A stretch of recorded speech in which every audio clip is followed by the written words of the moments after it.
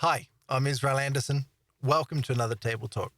Today we're going to take a quick look at why did Jesus obey Yahweh's law if Yahweh is Satan the devil, the adversary? And I get this question a lot. In fact, I think it's the most common question I get. There's going to be something that Jesus does, and people say, okay, Israel, if Yahweh's the devil, why did he recite the Shema? Why did he do this thing over here? And let's take a look at that, because the answer is actually extremely simple.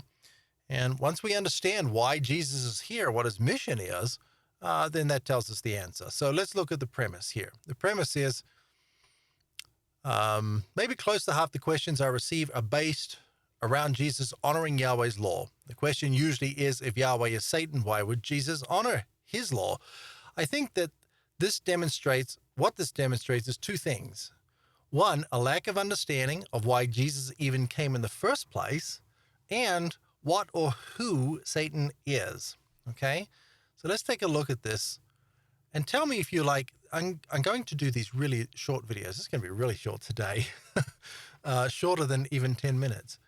And I just want to start to look at things people are talking about and quickly address them. I think that's a lot easier than having these kind of back and forths on social media.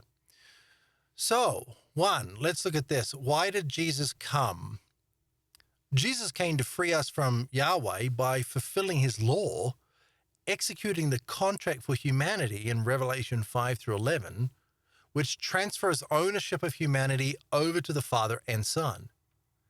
Jesus' entire life, until his death on the cross, must be spent honoring Yahweh's law. He is debasing himself for us, submitting himself to Yahweh the devil, so we can be set free. If Jesus doesn't honor Yahweh's law, we're screwed. And this is Gospel 101. Why did Jesus come? To fulfill Yahweh's law, to execute the contract for humanity. Now let's look at that. Let's look first at what Jesus says here in Matthew 5, 17 through 18. Do not think that I have come to abolish the law or the prophets. I have not come to abolish these things, but to fulfill them. That's the whole point. The whole point of Jesus coming is to make sure that he completely obeys Yahweh's law from birth through death, so that he can execute this contract. How does Jesus fulfill the law? By obeying it perfectly. He can't speak a bad word about Yahweh. That's why he describes Yahweh as the devil. He doesn't come out and just say it, although he does get very close in John 8:44, doesn't he? You are of your father, the devil. So when we look here at Revelation 11:15, we see that the kingdom of the world, whose kingdom is this? Yahweh's kingdom, has become the kingdom of our Lord and of his Messiah. So there's a transfer of ownership of humanity from Yahweh, who is the owner of the kingdoms of the world, over to the kingdom of our Lord and his Messiah. Well, it can't be being transferred from Yahweh to Yahweh. It has to be transferred from Yahweh to somebody else, because Yahweh is not the Father. Gotcha. Now, the other question is, who or what is Satan? Because a lot of people have this kind of caricature idea of Satan, and he is not a caricature. He's a real individual. Two, the word Satan refers to any adversary, and in this case refers to the individual that tried to overthrow the kingdom and was exiled to earth, namely Yahweh.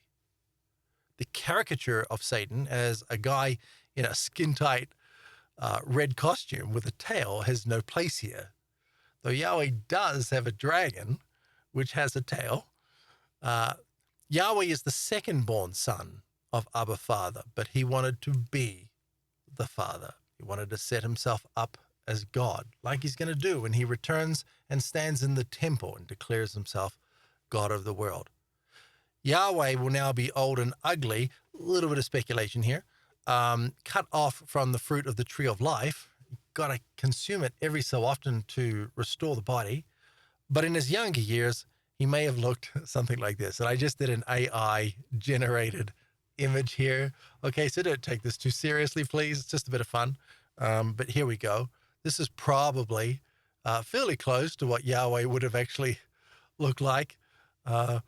Maybe. But Yahweh had a dragon, and that's why we see the dragon in the Old Testament and in Revelation, and why there's also some confusion about Yahweh being a dragon. I think this dragon is sentient. It can talk. It has intelligence like a human does, and it does the will of Yahweh, and probably Yahweh also possesses the dragon with his spirit and controls it, which is where this confusion has come from with Tiamat and other things like that. So hopefully you've enjoyed this brief little video today. Would you like to see more like this? This is really short, 6 minutes right now. Wow. So you have a wonderful day. Thank you so much to all of my Founders Club members who are scrolling across the bottom of the screen. I love you so very, very much. Thank you. And I will see you on the next video. All right. You have a wonderful, wonderful day. And hopefully you'll share this with somebody that you think might get something out of it. All right. Take care. Bye-bye.